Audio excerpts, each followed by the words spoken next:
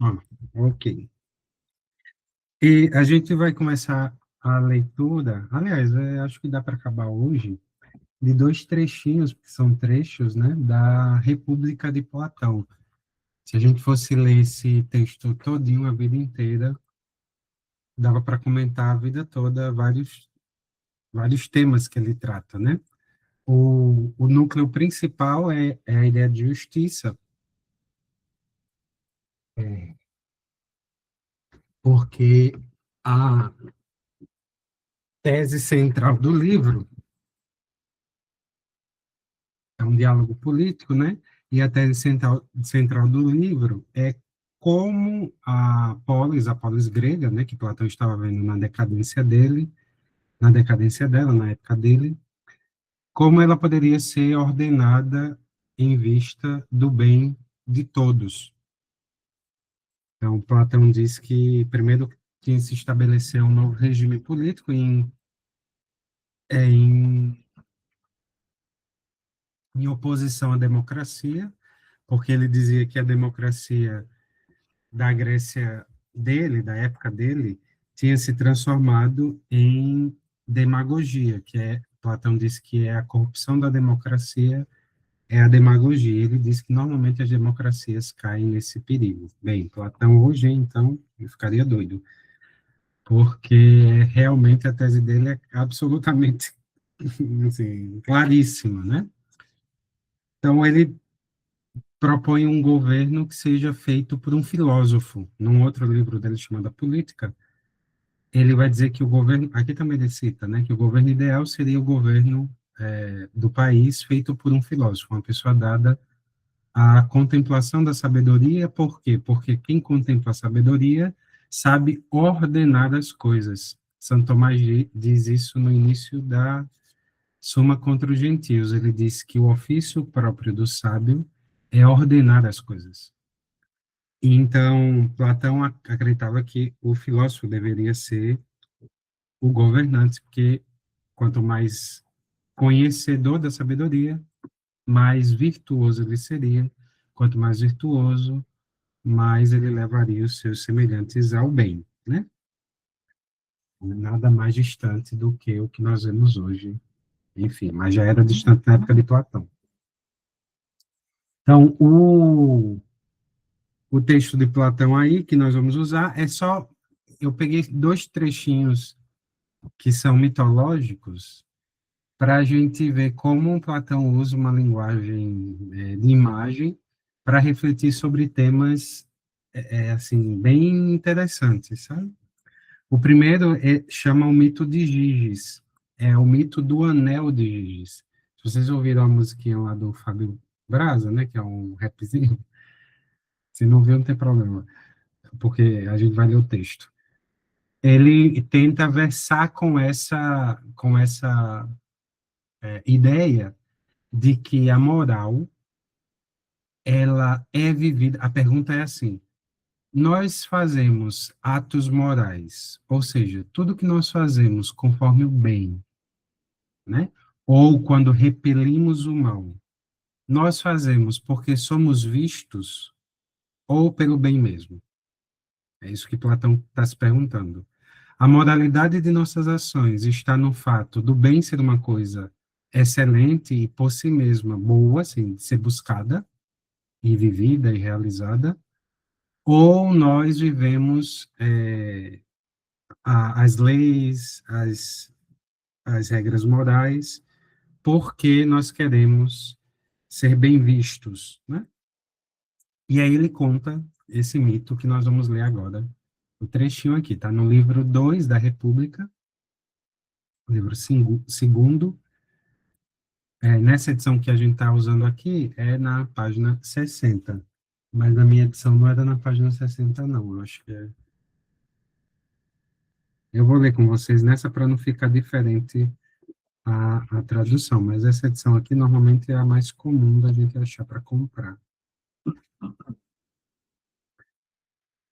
Aqui deixa eu ver só para eu ver a referência, 358, no caso ali é 359C.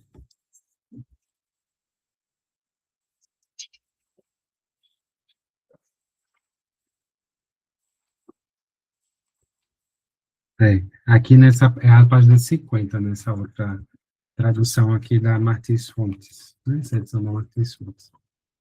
Bem, mas vamos ler aí dessa edição que todo mundo fica com o mesmo texto.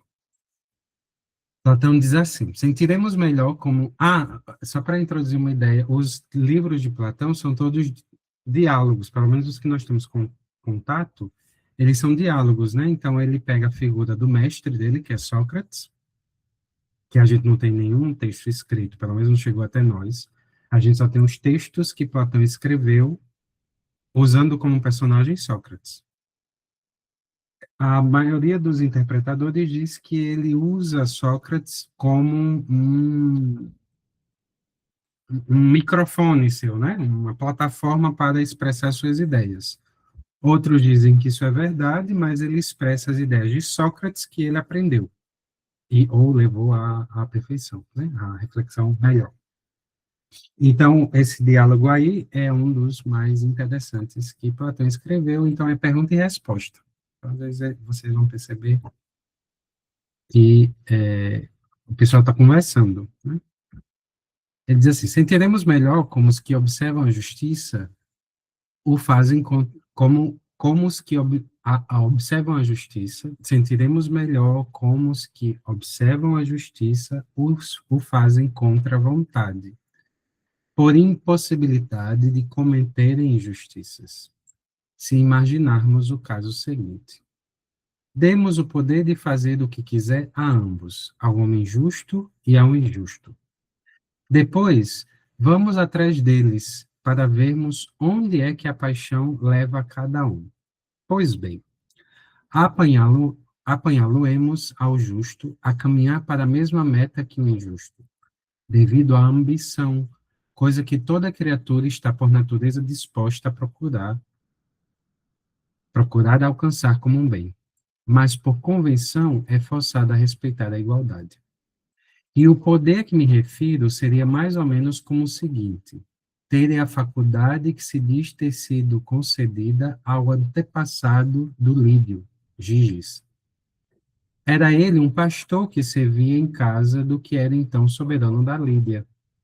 Devido a uma grande tempestade e tremor de terra, rasgou-se o solo e abriu-se uma fenda no local onde ele apacentava o rebanho.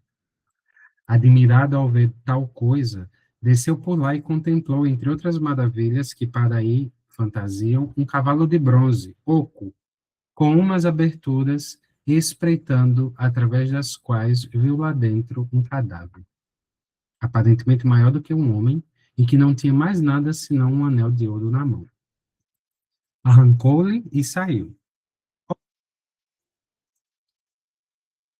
Alguma coisa tocou aqui, foi o quê, meu Deus? Ah, é uma pessoa querendo entrar, né?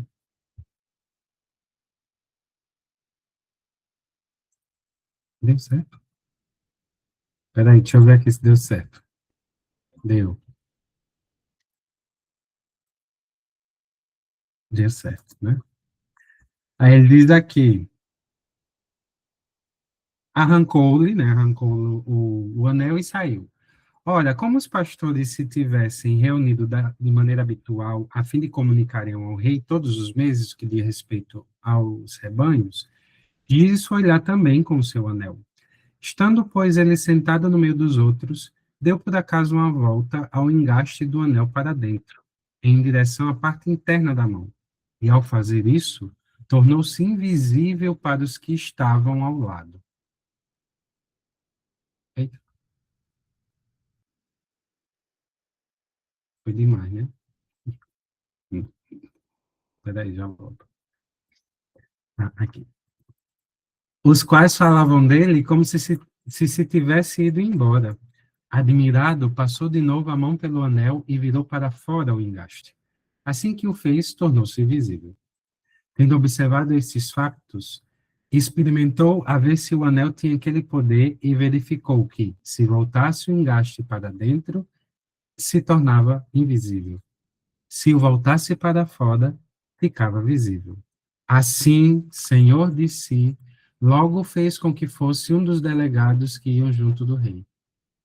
Uma vez lá chegado, seduziu a mulher do soberano e com o auxílio dela atacou e matou, e assim se assenhoreou do poder. Se, portanto, houvesse dois anéis como estes, e o homem justo pusesse um, e o injusto outro, não haveria ninguém, ao que parece, tão inabalável que permanecesse no caminho da justiça, e que fosse capaz de se abster dos bens alheios e de não lhes tocar, sendo-lhe dado tirar à vontade o que quisesse do mercado, entrar nas casas e unir-se a quem lhe apetecesse, matar ou libertar das algemas a quem lhe aprovesse, e fazer tudo o mais entre os homens como se fosse igual aos deuses. Comportando-se dessa maneira, os seus atos em nada difeririam uns dos outros, mas ambos levariam o mesmo caminho. E disto se poderá afirmar que é uma grande prova de que ninguém é justo por sua vontade, mas constrangido por entender que a justiça não é um bem para si individualmente, uma vez que,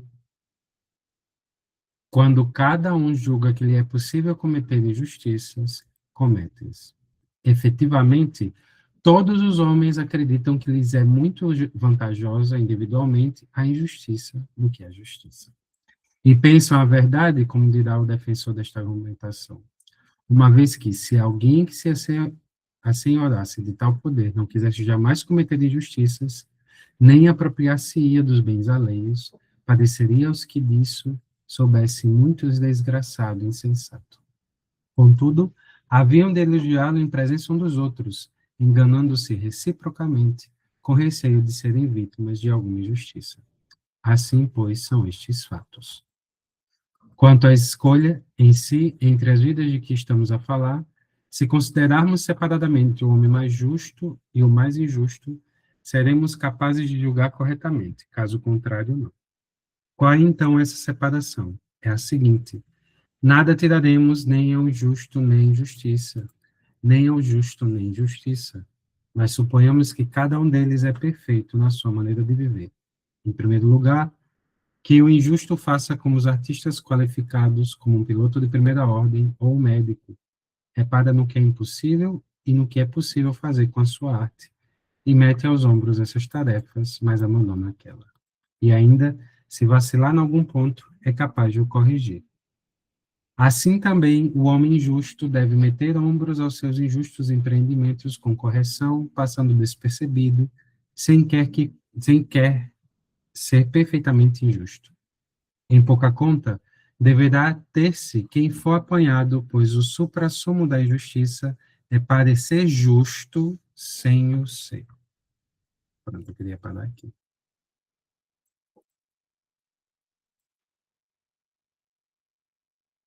O suprassumo da justiça, ele diz, pois o suprassumo da injustiça é parecer justo sem o ser. Vamos voltar lá. Então, esse é o mito de Giges, né? O anel de Giges a gente chama isso de intercontextualidade, né? Ele dialoga, o Senhor dos Anéis, já assistiram, já leram, né? Ele dialoga com esse mito. É um anel de poder, né, como Platão diz aqui, que colocado no dedo torna invisível o seu possuidor. É o que acontece com o Frodo, né? Ou com o Bilbo. Toda vez que eles botavam o anel, eles sumiam na vista dos outros, né? Entravam naquela, como se fosse um meta, assim, um mundo distinto, né? Eles não aparecem para quem está externo a si. E o Anel do Poder, ele tem uma influência, o anel lá do Tolkien, ele tem uma influência maligna sobre as ações. É só pegar o Sméagol, né? No Sméagol, ele cria um desejo de posse extremada, assim, um desejo de posse, de propriedade, de dependência imensa, a ponto dele começar a cometer atos injustos, atos maus, pelo seu precioso tesouro, né? Então, no caso aqui de Giges, Platão está falando mais da ideia moral de que Giges, enquanto não tinha um anel, se submetia às regras, às leis dos homens. Depois que ele encontrou o anel, ele trai o rei com a mulher dele, mata o rei da Lídia e toma o lugar do rei. Então ele começa a cometer injustiças, ele deixa de fazer a lei quando o poder lhe é dado. Então a pergunta filosófica é que a gente tem que dormir pensando, porque a gente não vai dar a resposta total aqui, né? A gente tem a resposta pela teologia, depois a gente vê. Mas a ideia é filosoficamente, por enquanto, é pensar um pouquinho para depois a gente ir refletindo. Quando eu busco fazer um bem, essa é a pergunta filosófica moral. Quando eu busco fazer o bem, quando eu cumpro as leis do Estado do Brasil, Estado brasileiro, as leis justas, quando eu cumpro os mandamentos da lei de Deus, eu estou os cumprindo. Por exemplo, os mandamentos da lei de Deus. Eu estou cumprindo os mandamentos da lei de Deus por amor a Deus, ou estou cumprindo os mandamentos de Deus por temor servil, assim, só porque ele está me olhando, e me olhando ele vai me julgar, e me julgando ele pode me levar para o inferno. É imperfeito esse amor, né? Ou pior, aqui ainda tem uma imperfeição de amor, mas tem amor, né? Porque temer a Deus é o princípio do saber. Agora é pior. Eu passo, eu sigo as regras morais, porque eu quero que as outras pessoas vejam que eu as cumpro, ou porque não matar é um bem em si. Não roubar é um bem em si. Não cobiçar a mulher do próximo lá para pegar o mandamento, né? É um bem em si. Então, o bem que eu faço, se eu ganhasse o poder da invisibilidade, será que eu manteria fazer? Será que eu ia ficar invisível e ia continuar cumprindo as obras do bem? Ou com a invisibilidade que o anel de Gigi me daria, eu começaria a burlar as regras? E aí a pergunta de fundo é exatamente isso que ele termina de apontar aí no meio da explicação, não é? Porque a maior das injustiças é parecer justo sem o ser, que é o que Giges era. Ele parecia um bom cidadão, cumprindo todas as leis, mas ele parecia ser, mas ele não era. Por quê? Porque na primeira oportunidade ele troca a moral. Então, aí eu lá no, na música, Fábio Braza pega para hoje, né? Ele pega o Instagram, ele pega o celular, na verdade. E diz, ele até termina assim a frase: quem é você quando não está sendo filmado? Né? Quem é você quando não está exposto ao público? Quando você não é a figura que você aparenta ser na internet? Né? Ele faz essa reflexãozinha lá. Normalmente eu uso isso para os alunos, porque eles usam bastante, mas é um mal de todo mundo, né? Nosso, assim, da nossa época, da nossa geração, o nosso mesmo.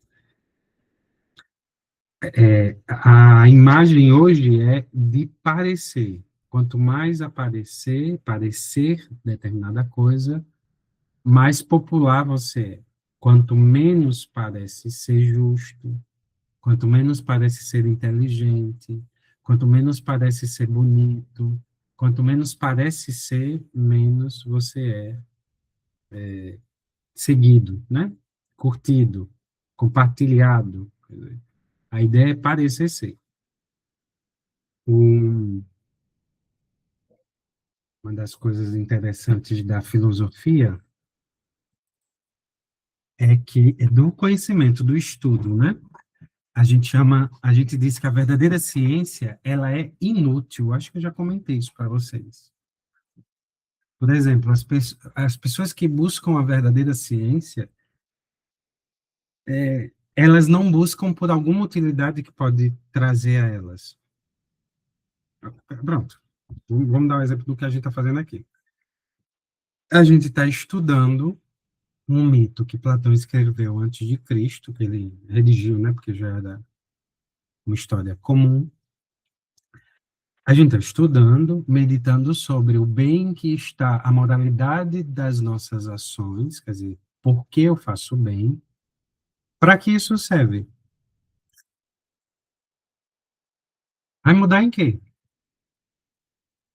A gente está salvando alguém porque está estudando isso? A gente está se salvando porque está estudando isso? Bem, pode servir, mas peraí, calma.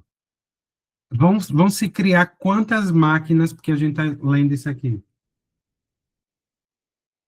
Esse conhecimento é inútil. Ele não tem uma utilidade material, sensível, né? A gente não está lendo isso aqui por alguma razão, assim, para além disso. Não tem, assim, filosofia é bem isso mesmo, né? Ou toda ciência, assim, boa mesmo. Para que isso, fulano está estudando que 2 mais 2 é 4, ele pode ficar ali naquele raciocínio, tentando fazer cálculos para explicar aquilo. Ou porque um cientista fica olhando para o céu, olhando as estrelas, fazendo. Para quê? O conhecimento científico ele tem um quê de inutilidade, ele é buscado por ele mesmo, é nesse sentido, né? Inutilidade nesse sentido. Ele não é buscado tendo em vista alguma outra coisa. Ele é buscado tendo em vista ele mesmo. Então, quando a gente está lendo aqui esse mito de Platão, não é que a gente está lendo o mito de Platão porque você vai dizer lá, quando for para a roda da sua conversa, onde você está. Olha, eu leio Platão, eu li Platão já, o mito do Anel de Giges. Meu Deus do céu. E o que é que tem?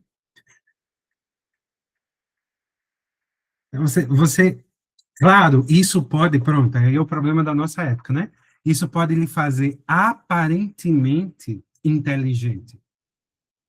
Olha, eu tenho a referência que o Tolkien usou para escrever O Senhor dos Anéis. Ele leu Platão na República e trouxe o mito do Anel de Giz como uma figura. Não trouxe do mesmo jeito, mas trouxe, conectando a ideia.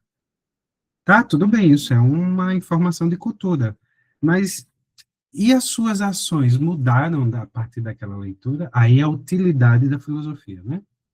Mas a utilidade da filosofia é o aperfeiçoamento moral, que é a fonte da felicidade do homem, porque nós líamos há poucas semanas com Boécio, que São Severino Boécio, rogai por nós líamos com Boécio que a consolação da filosofia é nos levar à verdadeira felicidade, que é o encontro com o sumo bem.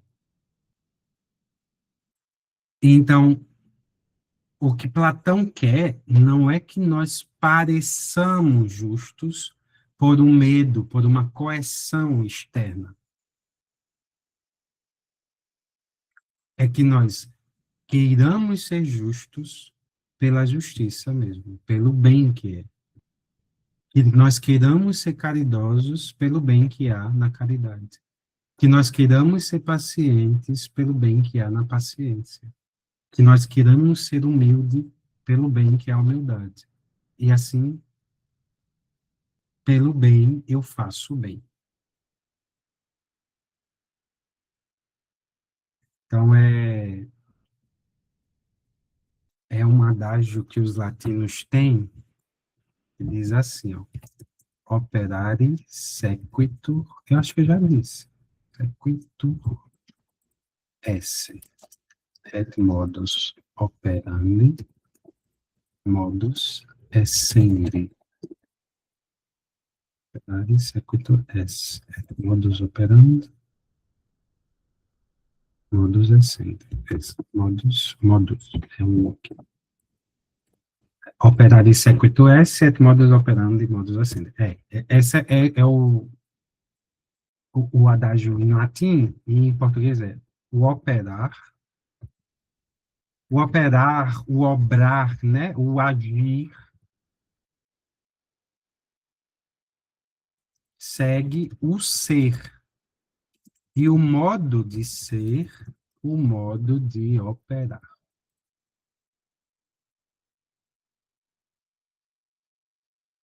O operar segue o ser e o modo é modus operandi, não. O operar segue o ser e o modo de operar, o modo de ser. Já ia traduzir errado, vocês iam ficar com o princípio errado. Não é assim, não, pelo amor de Deus, é assim agora. O operar segue o ser e o modo de operar, o modo de ser. Isto é, eu sou um cavalo, é, a imagem, né? Eu sou um cavalo, apesar que eu sou um cavalo porque eu sou bastante bruto, mas eu sou um cavalo e ajo como um cavalo. Se você for o meu dono, me pedir para que eu haja como um cachorro, impossível. Porque só tem como eu agir conforme a minha natureza, o meu modo de ser. Se eu sou um gatinho, você não pode me exigir que eu haja como uma mangueira, porque o meu modo de agir só pode seguir o meu modo de ser. Eu só posso agir a partir do que eu sou. Então, eu sou um ser humano. Você não pode me pedir que eu seja um anjo. Porque se você me pedir que eu seja um anjo, eu nunca vou alcançar, porque o meu modo de ser não é o modo de ser de anjo. Tem católicos que não entendem isso. Né? Tem católicos que querem ser anjo. Não tem como a gente ser anjo, porque a gente não é anjo. A gente é ser humano. E como Platão disse aqui, é uma coisa interessante. Ó. Platão diz, você tem que buscar o bem pelo bem, certo? Mas preste atenção, a sua tendência não é a isso. E Platão não sabia, né? É interessante, porque Platão não sabia que havia pecado original. Ele estava nas trevas, não sabia. É pagão, né? Mas a gente sabe que eu tendo a fazer o mal pela minha concupiscência, a minha tendência ao mal. São Paulo diz, né? Não faço o bem que quero, mas o mal que não quero. Então eu tenho uma tendência à injustiça, mas por violência eu buscarei a justiça, quer dizer, por ao empregar todas as minhas forças para buscar a virtude da justiça. Então, a justiça, a primeira ideia que nós temos que ter, ela é feita por ela mesma. Mas na nossa natureza decaída, ela exige de nós um esforço feito pelo apetite irascível. E esse esforço exige ira, custa, é dor, é sofrimento, é sacrifício, é penitência. Porque se me derem um anel, eu faço outra coisa. A expressão, se me derem um anel de giz, eu faço outra coisa. Porque São Paulo diz, né? Cuidado quem está de pé, cuidado para não cair. Ou ele diz, cuidado com o homem velho, que fica sempre querendo voltar. Então, a vida da virtude exige um esforço à sua natureza decaída. Esse esforço é o esforço de ser e não de parecer.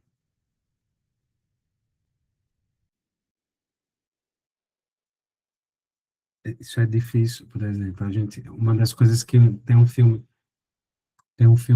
dos cartuchos, chama O Grande Silêncio. É um filme grandão e só é em silêncio, a maioria das vezes é que o monge fala. E os cartuchos, eles são eremitas, né? Assim, então, são eremitas, eles vivem em várias celinhas, assim, cada um na sua celinha.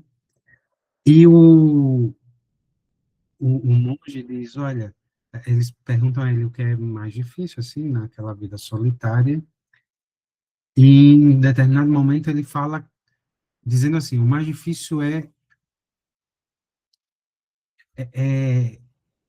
ser fiel apesar de mim mesmo, assim, sabe?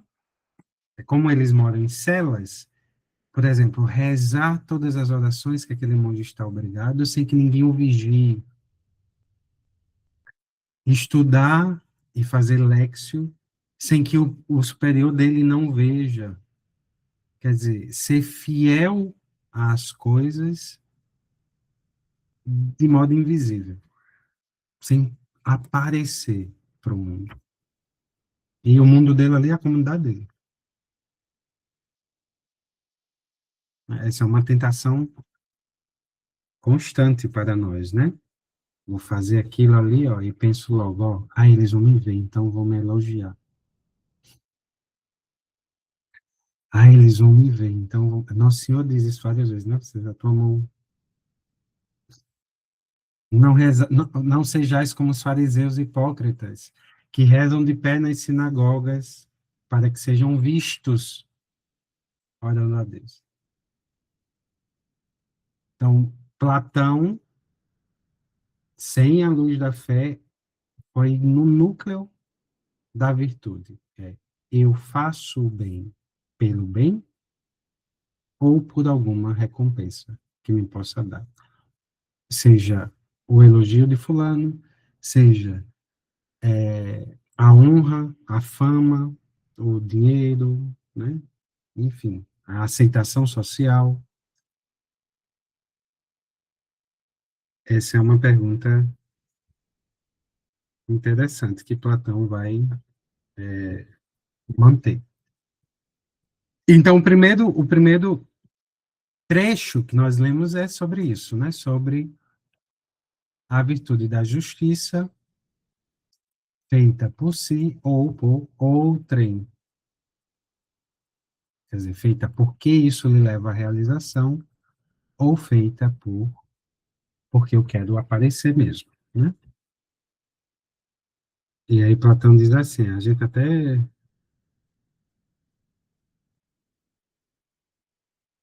dá para olhar assim, ó, o suprassumo da justiça é parecer justo sem o ser.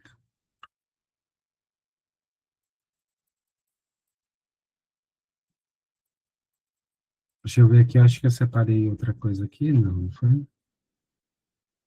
Não é. Então, a gente vai para o livro oitavo, ver o mito da caverna. Alguma coisa a dizer daqui? Alguma dúvida, angústia, dor, tribulação? Se não tiver, a gente segue para lá. Esse é o livro 2, né, da República. Deixa eu botar aqui. É bonita essa frase, né? O suprassumo da injustiça é parecer justo sem o ser. Estou até anotando aqui, eu já li esse trecho 1 milhão de vezes. Pronto. Então vamos lá para o livro oitavo. No livro oitavo, nós vamos ler um trecho da, da República, que o livro oitavo mesmo é muito famoso, o livro sétimo, o livro oitavo, aliás, a República toda. Isso é uma das características do diálogo de Platão, dos diálogos de Platão. Ele fala de muita coisa num texto só, certo? Às vezes ele não fecha a reflexão sobre aquela coisa, né, deixa em aberto, às vezes ele fecha e com chave de ouro, mas ele fala de tudo. Aqui, por exemplo, tem educação, tem ele falando male, um pouco mal, bem, bastante mal, sobre o uso de poesias, de determinados tipos de poesia. Depois tem ele falando mal sobre o uso da mitologia, ainda que ele use aqui, né? Engraçado, mas é um uso de um jeito da mitologia. Tem aquele falando da ideia de bem, que é um sol. Tem aquele falando mal da democracia. Tem aquele falando o que é o bem, né? A justiça. Tem aquele falando um pouco sobre a classe de estrutura da sociedade, que para ele seria ideal. Enfim, ele fala de muito. Tem aquele falando de como a música pode ser usada na educação das almas. Ele fala de muita coisa no na República, né, nesse diálogo chamado República. Mas vamos lá para o oitavo livro, que nós vamos ver um trechinho no qual ele expõe o mito da caverna, que é um mito bem conhecido. Vocês já ouviram falar desse mito, né? Assim, ou pelo menos dizer que ele existe. Deixa eu ver se eu acho o livro oitavo aqui, que eu não sei se eu botei a página. É, livro oitavo aqui. Não, livro sétimo. É o livro sétimo mesmo. Não, o livro oitavo não.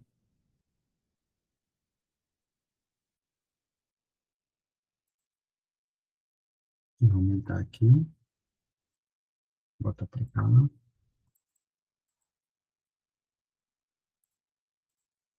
Então, aqui, ó, livro sétimo, República.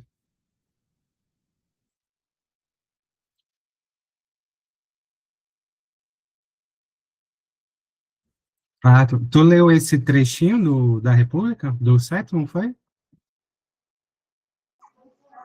Não, eu estava lendo bem do início, nas primeiras páginas lá, até chegar na 60. Ah, sim. Tipo, eu estava seguindo, e eu segui essa lógica. Aí quando começou na 60, eu, ops.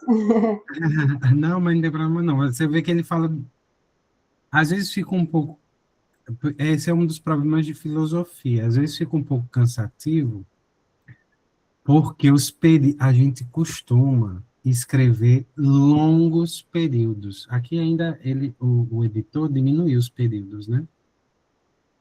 Ele não faz, mas normalmente os textos de filosofia são períodos longos, parágrafos grandes, ideias concatenadas uma na outra, né? É um negócio bem... E no diálogo, aí o menino... Mas lá no iníciozinho ele começa a falar sobre a questão da justiça, aí opa, justiça, não sei o que, aí É, comecei a ler. exatamente. Ele está conversando com Glauco, aí Glauco... ele vai dando opiniões, né? E ele vai corrigindo, que é assim que Sócrates fazia. É interessante, é legal.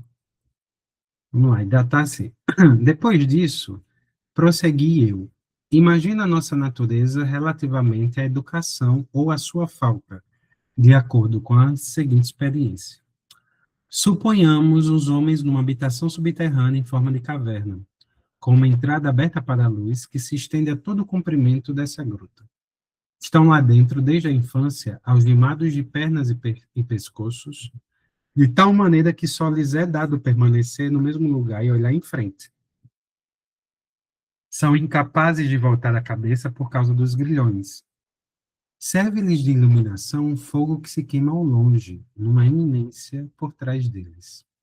Entre a fogueira e os prisioneiros há um caminho ascendente, ao longo do qual se construiu um pequeno muro, no gênero dos tapumes, que os homens dos recobertos colocam diante do público, para mostrarem as suas habilidades por cima deles. Estou a ver, disse ele, né, o interlocutor. Visiona também ao longo deste muro, homens que transportam toda espécie de objetos que o ultrapassam. Estatuetas de homens e de animais, de pedra e de madeira, toda espécie de lavor. Como é natural dos que os transportam, uns falam, outros seguem calados. Estranho quadro de prisioneiros são esses de que tu fala, observou ele.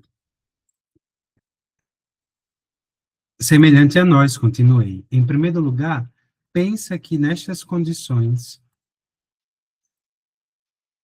eles tenham visto de si mesmo e dos outros algo mais que as sombras projetadas pelo fogo na parede oposta da caverna? Como não? Respondeu ele. Se são forçados a manter a cabeça imóvel toda a vida. E os objetos transportados não se passam mesmo com eles? Sem dúvida. Então, se eles fossem capazes de conversar um com os outros, não te parece que eles julgariam estar a nomear objetos reais, quando designavam o que viam? É forçoso. E se a prisão tivesse também um eco na parede do fundo, quando algum dos transeuntes falassem, não te parece que eles não julgariam outra coisa senão que era a voz da sombra que passava? Ó Zeus, que sim. De qualquer modo, afirmei, pessoas nessas condições não pensavam que a realidade fosse senão a sombra dos objetos. É absolutamente forçoso, disse ele. Considera, pois, continuei, o que aconteceria se eles fossem soltos das cadeias e curados da sua ignorância, a ver se, regressados à sua natureza, as coisas se passavam deste modo. Logo que alguém soltasse um deles e o forçasse a endireitar-se de repente, a voltar do pescoço, a andar e olhar para a luz, ao fazer tudo isso sentiria dor, e o deslumbramento impedi-lo-ia de fixar os objetos cujas sombras via outrora. Que julgas tu que ele diria se alguém lhe afirmasse que até então ele só vira coisas vãs, ao passo que agora estava mais perto da realidade e via de verdade, voltado para objetos mais reais? E se ainda, mostrando-lhe cada um desses objetos que passavam, forçassem com perguntas a dizer do que era, não te parece que ele se veria em dificuldade e suporia que os objetos vistos outroras eram mais reais do que os que agora lhe mostravam? Muito mais, afirmou. Portanto, se alguém o forçasse a olhar para a própria luz, doer-lhe-iam os olhos e voltar-se-ia para buscar refúgio junto aos objetos para os quais podia olhar. E julgaria ainda que estes eram, na verdade, mais nítidos do que os que lhe mostravam. Seria assim, disse ele. E se o arrancassem dali a força e o fizessem subir o caminho rude e íngreme e não deixassem fugir antes de o arrastarem até a luz do sol, não seria natural que ele se doesse e agastasse por ser assim arrastado, e depois de chegar à luz, com os olhos deslumbrados, nem sequer pudesse ver nada daquilo que agora dizemos serem os verdadeiros objetos? Não poderia, de fato, pelo menos de repente. Precisava de se habituar, julgo eu, se quisesse ver o mundo superior. Em primeiro lugar, olharia mais facilmente para as sombras. Depois disso, para a imagem dos homens e dos outros objetos refletidos na água. E, por último, para os próprios objetos. A partir de então, seria capaz de contemplar o que há no céu e o próprio céu durante a noite, olhando para a lua das estrelas e da lua, mais facilmente do que se fosse o sol e o seu brilho de dia. Pois não, finalmente, julgo eu, seria capaz de olhar para o sol e de o contemplar, não já a sua imagem na água ou em qualquer sítio, mas ele mesmo no seu lugar. Então, esse é o famoso mito da caverna de Platão. Vocês podem seguir, ele vai expressar, ele vai explicar esse mito que ele falou, que é o que a gente vai tentar fazer agora, né? Usando a explicação dele, claro. Mas o que é que Platão está botando? Ele está preocupado, como ele disse no início, em relação à educação e à falta da educação, que a gente chama de ignorância. Certo? Então, Platão está refletindo sobre o processo de conhecimento. O que é que ocorre no processo de conhecimento? O que é que acontece quando nós conhecemos as coisas? Ou pior, qual é o principal problema que nos faz sermos ignorantes? O que é que nos impede de conhecermos as coisas? Bem, do mito, duas coisas podem ser observadas. A primeira coisa é que você pode estar em um estado de ignorância que você julga invencível, como eram os homens na caverna, né? Eles estavam presos por correntes no pescoço e como que atados, né? Eles só podiam olhar numa única direção, não podia virar o rosto para nenhum dos lados, olhando para uma única direção. E aí Platão diz que tinha um muro e que pessoas passavam atrás com imagens, com objetos na mão, como se fossem plaquinhas e na ponta fosse o objeto, né? Pauzinhos assim segurando e o objeto na ponta. E Platão disse que lá atrás tem um muro entre eles, e lá atrás tem um fogo. O fogo reflete a imagem do objeto na parede da frente, que é a única coisa que eles podem ver, e eles veem a imagem do objeto e não o objeto.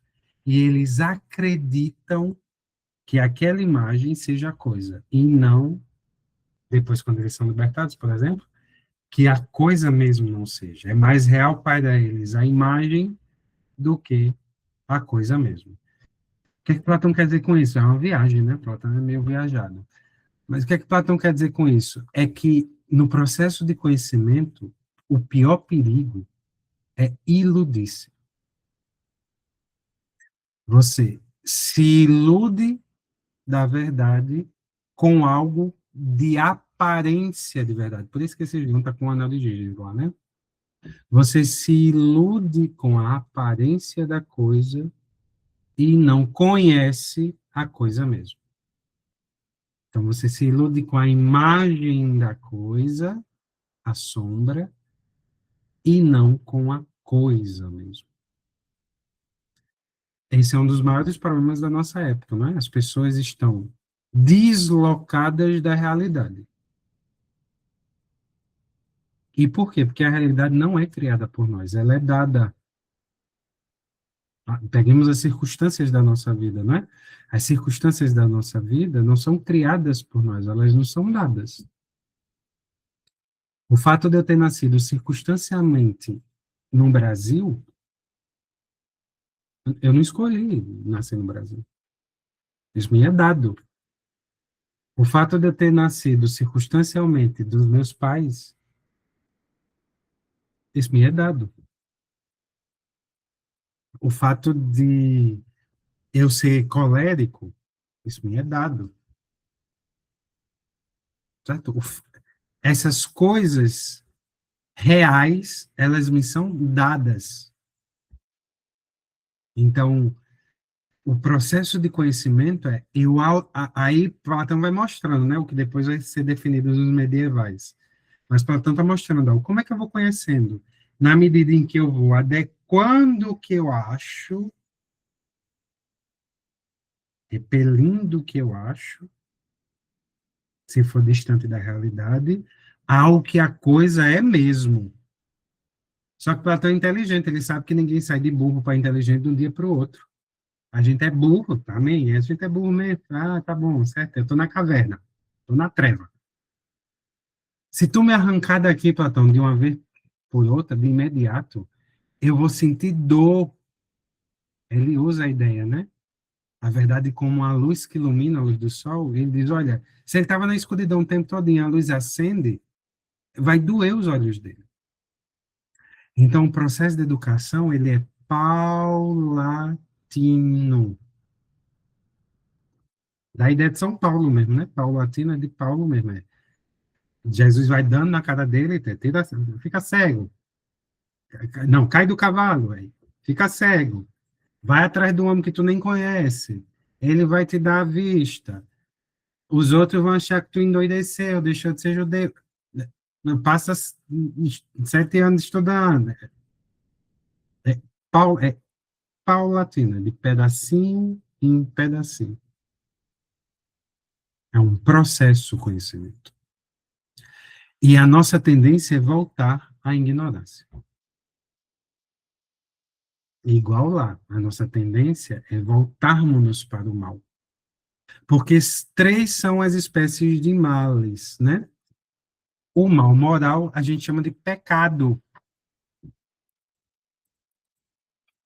O mal intelectual a gente chama de erro.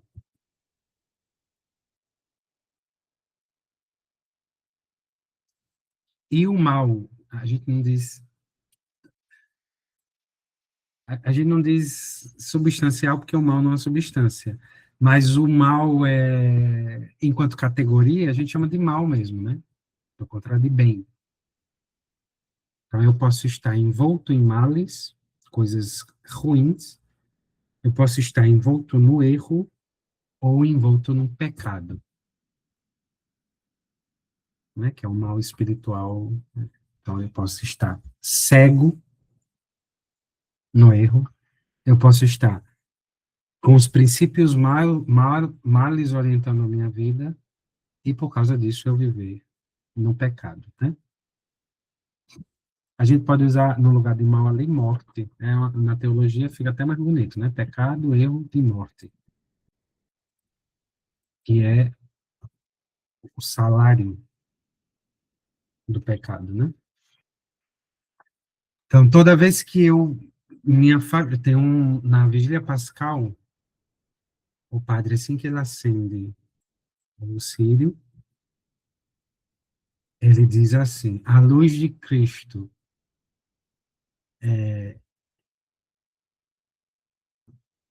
a luz de Cristo que resplandece, a luz de Cristo que resplandece eternamente, dissipe as trevas do nosso coração e da nossa mente. Ah, é um outro nome teológico para aquele mal ali, é treva, né? Então, a luz de Cristo, a luz daquele círio, que é a luz do ressuscitado, dissipe as trevas do nosso coração e da nossa mente, né? Que ela tire de nós todas as espécies de males e nos faça ver a verdade. A gente pode nos colocar, por exemplo, na vivência da virtude, e assim também é o processo, né? Eu estou preso num vício e quero sair dele. Eu vou fazer uma violência primeira, que é terrível, e depois eu vou continuar num processo de habituar-me àquilo. Então, para Platão, a caverna é o lugar da ignorância e o mundo exterior o lugar da verdade, da luz, que é o sol da justiça, da verdade. Então, quando o Platão diz que você vai começando a ver, ele até diz, né, ó, começa a olhar primeiro para a imagem refletida na água, depois olha para a coisa mesmo. Ele vai tentando fazer com que a pessoa que ficou muito tempo na caverna vá progredindo no conhecimento da verdade. Até o ponto de que a coisa que eu conheço fora de mim esteja em mim como ela é fora. Aí os medievais fizeram um adágio para dizer o conceito de verdade, né? Eles dizem que é a adequação do intelecto à coisa.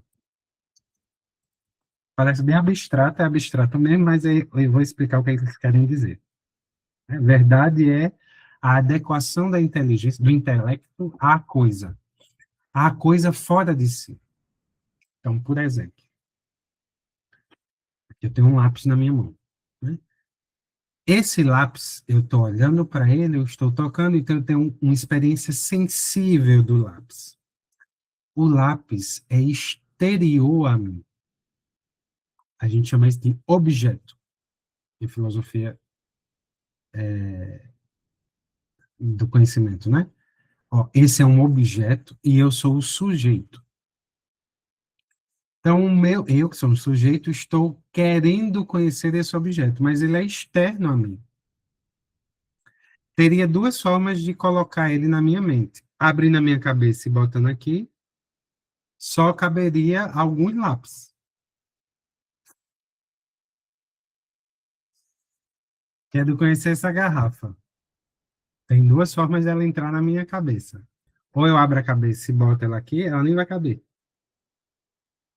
Ou eu interlegere. Interlegere. Ou eu coloco ela dentro, ou eu leio ela por dentro. E dentro de mim vai ter a imagem dela. Mais do que isso. Dentro de mim vai ter a essência dela. De modo que quando eu ver essa garrafa aqui, que é azul, eu digo a garrafa. Quando eu ver uma outra garrafa na geladeira de vidro, eu digo a garrafa. Quando eu ver a garrafa de café que está no armário, eu digo garrafa. Certo? O que está dentro de mim não é essa garrafa simplesmente em específico. É uma essência, uma ideia de garrafa. Isso ficou claro para você? Ou é um pouquinho abstrato, mas é assim, né? A gente tem que ir refletindo assim. Quer dizer, dentro da nossa mente estão as ideias das coisas. E as ideias das coisas, pronto, devem ser adequadas às próprias coisas. Então, se eu estou olhando esse lápis, eu vejo e tenho a ideia de lápis dele, eu sei que é um lápis, Eu não posso dizer, olha, esse lápis aqui é azul. Se eu disser que esse lápis é azul, eu não estou. Vocês vão dizer, não é verdade. Vocês vão dizer, mentira. Por que vocês vão dizer que é mentira? Porque é um erro do meu juízo. Eu não estou me adequando à coisa. Eu estou criando uma ilusão a partir da coisa. Para coisas óbvias assim, é mais claro, né? Claro, vocês estão vendo aqui junto comigo que esse lápis é verde. Se eu começar a dizer que ele é azul, vocês vão dizer, não é doido. Ele é doido, é louco, bestaiado. É, isso é engraçado porque há um filósofo contemporâneo chamado Descartes. E ele tem, contemporâneo não, é moderno. E ele tem um livro chamado Meditações. E Descartes, ele, para achar um fundamento da verdade, assim, né, do conhecimento das coisas, ele começa a duvidar de tudo. A gente chama isso de dúvida metódica. Então, Descartes diz, por exemplo, que ele, às vezes, olhava para a janela e via pessoas andando, né? Com aqueles sobretudos e cartola. E aí ele fica, nas meditações, ele fica dizendo, eu olhava e ficava me perguntando, será que são pessoas mesmas? Ou são, é como se fosse marionetes, são instrumentos mecânicos a caminhar na rua. O cara tem umas loucuras, assim, mas ele tem uma ideia dele. Então ele começa a olhar para as coisas fora de si e perguntar se elas existem mesmo. Ou elas existem na medida em que eu as conheço. Ele vai dizer que é isso. Elas existem na medida em que eu penso. E como é que ele vai provar que ele existe? Ele pensa. Aí, né? Penso, logo existe. Costo, ergo, sum. Então, a ideia da filosofia antiga e medieval é não. Como é que eu sei que essa garrafa existe? Porque a minha mente se adequou a ela. A forma dela. A forma é a ideia, não é isso aqui não, né? A forma é a ideia dela, porque ela pode ter outra cor, outro tamanho e eu dizer que é garrafa. A forma é a ideia. Mesma coisa a forma de homem, forma a ideia de homem. Como é que eu digo que eu posso aplicar a ideia de homem para mim, ou eu posso aplicar a ideia de homem para o meu pai, ou eu posso aplicar a ideia de homem para o meu primo, se nós somos homens distintos? Porque a essência, a ideia é a mesma. Então, no processo de conhecimento, para nós encontrarmos a verdade, é preciso tirar os grilhões, a prisão que nós estamos acorrentados e nos aproximarmos da verdade, que é o sol que nos ilumina. Para Platão, quanto mais próximo da verdade, mais iluminado você estará para fazer o que é justo, o que é belo, o que é bom. Né? Então, a ideia é que, conhecendo a verdade, você, conhecendo a verdade e o bem, você os queira para vivê-los em uma vida boa, em uma vida bela, a gente diz, né? Então, esse é o processo que junta o anel de Giges a o mito de Platão. Então, por que é importante eu conhecer a verdade? Por que é importante eu conhecer o bem? Porque conhecendo essas coisas, pela inteligência, a minha vontade vai querer a elas, orientadas pela verdade. E eu querendo essas coisas boas e verdadeiras, eu as vivo numa vida bela. Então, quanto mais eu conhecer a verdade, mais eu devo desejar a verdade. Quanto mais eu desejo a verdade, mais eu me lanço a, conhecendo a verdade, querendo a verdade, viver de verdade. Conhecendo o bem, querendo o bem, viver conforme o bem. Conhecendo a beleza, querendo a beleza, viver belamente. Então, essa é a ideia do grego, né? E do medieval. Eu conheço, conhecendo. Eu quero, querendo, eu vivo. Para acabar, dizem que uma vez, a gente não sabe se é verdade, provavelmente é mentira, mas dizem que uma mulher chegou para Santo Tomás uma vez e perguntou, Frei Tomás, que não, era, não sabia que era Santo Tomás, né, porque ele não tinha morrido ainda, então, Frei Tomás, o que é que eu faço, o que é que eu preciso para ser santa? E Tomás olha para ela e diz, querer. Isso é muito importante, né? Saber não é querer. Então, eu posso saber, mas eu posso, sabendo, não querer. Essa é a briga do evangelho, né? Vocês me honram com os lábios, mas o vosso coração está longe de mim. O, o evangelho não é uma ciência simplesmente divina. É também uma ciência divina, pelo amor de Deus. Ninguém está dizendo aqui que não é para estudar, não. É para conhecer, é para saber.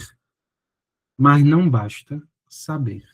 É preciso querer viver o que se sabe.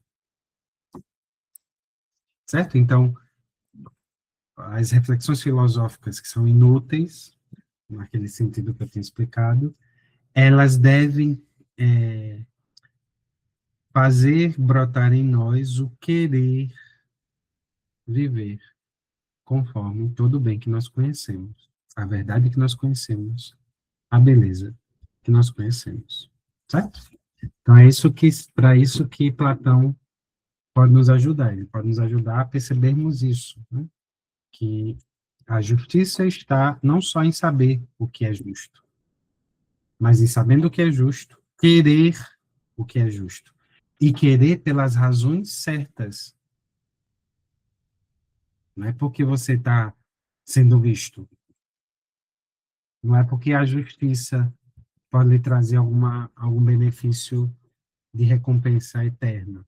Não é por isso, simplesmente. Eu não busco a Deus pelos dons. Eu busco a Deus por Ele mesmo, né? De Santa Teresa, eu já disse isso para vocês também. Busquemos o Deus dos dons e não os dons de Deus, né? Simplesmente. É isso. Deixa eu parar de compartilhar aqui, parar de gravar ali. A gente não vai ler mais Platão, quer dizer, assim, esse diálogo, né? Por enquanto, pelo menos. Eu vou procurar ler com vocês